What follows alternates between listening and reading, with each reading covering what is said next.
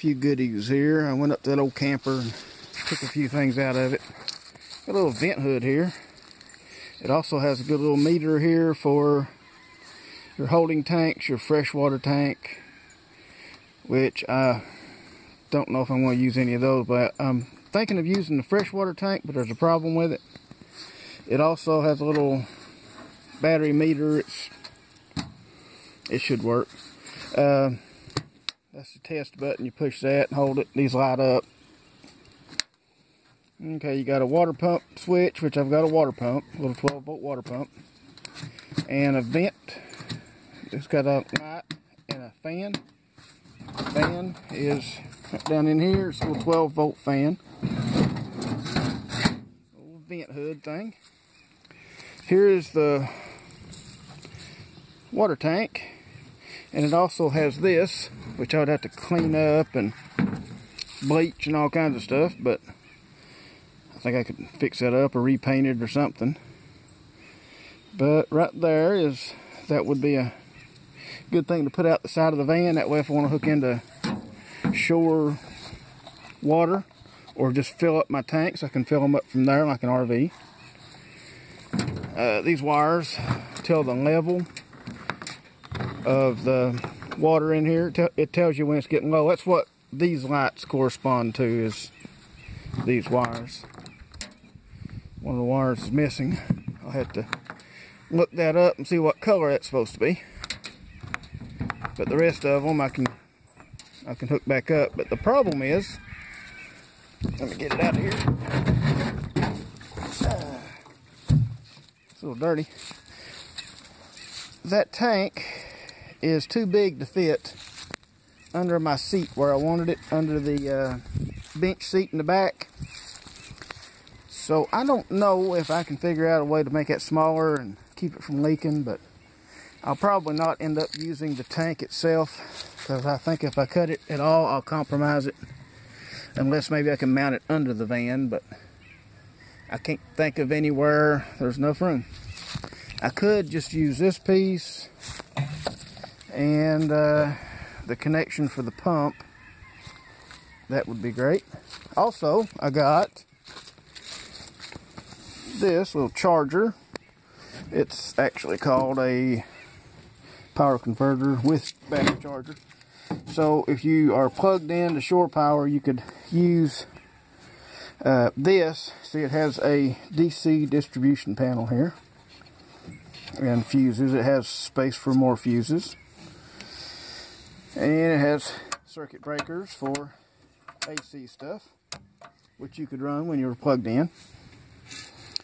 And also I could even hook that into my inverter and just run the power through it, but I would have to have one of these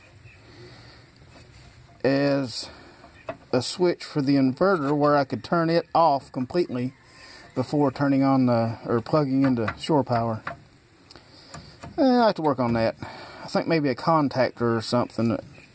I don't want to accidentally plug into power and then pop my inverter, you know. But see, this is a 45 amp, which means it puts out 45 amps. It only draws 7.8.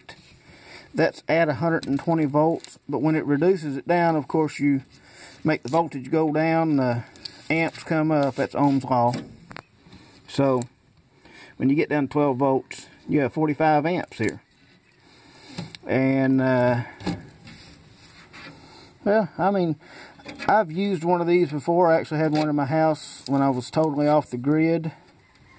And when I would run my generator, it would hook straight into this. Well, not this particular one. It's identical to it, but it would charge my batteries. And then when I turn it off, I wouldn't have to unhook anything. You can still run all your 12 volts. You can run, this would be a battery lead right here. And this is the other battery lead, which it will charge. And then once it's charged up, it will maintain a charge if you keep this plugged in. All I'd have to do is plug it into the house. I've got my solar panels to charge with, but if it's cloudy or something like that and I want to run my power, I could run it with this. As long as I've got a place to plug in, of course. It's a little rusty. It needs cleaned up. It's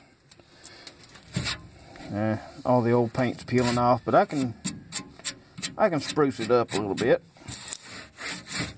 Okay, that's my gadgets that I've got. And well, here we have, I've just got this back curtain open so you can see. Well, we have the van set up for sleeping. Okay, I've got a blanket on this, got it all folded down. I actually rigged up a table. I'll show you that in a minute. Of course, I got my TV over there. I added a dogs are after something. I added a cup holder over here, and it's got a little place you can stick your cell phone or whatever. Or I know what I can put in there. This would be a good place for sorry for the camera work, for this little remote. Just right there. That way it can't fall on the floor. That's perfect. So that way you can lean back in here and sit and watch the TV. And you can have somebody else up there sleeping. Oh, and I improved that too. See if I can get up through here without falling back out the back. There we go. Okay, this pipe right here, I shortened it. So now this is just barely touching the ground. As you can see, it's kind of loose. The seat backs are what are actually holding the bed up, and it is a lot more stable. It doesn't move at all. It's stable. So that's a lot better. See, I can sit here. The floor is kind of dirty. Thinking about taking out that carpet and putting down some laminate flooring. There's the sit up when you're sitting here, and you can also sit and stare out the back if you want to. Open up the curtains, look out. Got little LEDs everywhere with independent batteries in all of them. That one's bright right there. Of course, I got that on right now. And got this one. Those little things are bright. They're really bright. The funny part is, with these LEDs, they're really bright when you look at them directly. But if it was really dark out here, it would make a difference. But turn this off. And then you can't really see much difference lighting up during the day. Yeah, you can see it reflecting a little bit. But okay. And I have these. I had the bulbs out of these because these are regular incandescent and they will run the battery down. This is actually connected, of course, to the van battery, which I really do not want to run my van battery down because then it won't start. At least the house battery. I can sit here and watch TV or whatever. Run it down a little bit and it's not going to really affect my driving if I want to leave. Okay, I'm going to if I can find pause. Oh, it'd help if I turned it around the right way. Okay, now I got it paused. Yeah, I kind of like that little cup holder thing. Put your cup in here, your cell phone or remote or whatever. Yeah, that works all right. Okay, here's my table set up. All it really is pieces of aluminum tubing that go down. They got these little spring catch things in them, and I got another piece of aluminum that's a little bit bigger, and I got it screwed to the seat, and that's on both sides like that. I was messing with my cushions. I got stuff all over the place, but I took a old piece of a hinge that I had and just bent it, drilled a hole in it. That way it can hold up on this side. This is the old table that came with the RV seats. The difference is, though, it was probably about that wide. So I cut some of it off and had to cut the hole out for the cup holder. I kind of like these cup holders. They're alright in there. I need to glue this piece back on. I had to take it off to keep from breaking it when I was cutting it and stuff. But under it, it's just got a leg that folds up, and it's got this little spring right here that holds it from moving. And it just sits on the floor. You can actually get in here and it's not too bad. You could actually sit in here and eat. Hey, this is my setup. Right here is my eating place. I suppose I can sit here, work on a computer.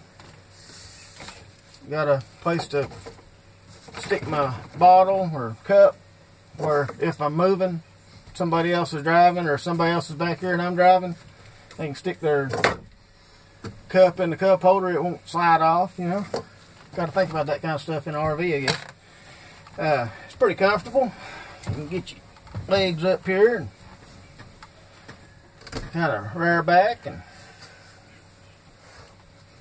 sit here and watch TV. In fact, I think I'm going to sit here, watch some Star Trek, and I'll see y'all the next time.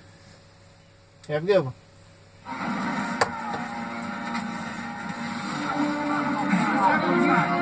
I'm initiating general order 13. We're evacuating.